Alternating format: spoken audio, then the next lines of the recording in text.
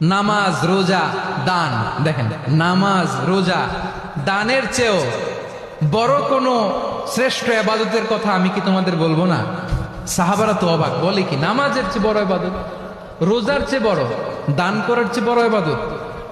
সাহাবীরা বললেন, বালা ইয়া রাসূলুল্লাহ। নবী বলেন, বিশ্বনবী বললেন, নামাজের চেয়েও বড়, রোজার চেয়েও বড়, যাকাতের চেয়েও বড়, সাদাকার চেয়েও বড় একটা ইবাদত আছে, আমি কি তোমাদের বলবো না?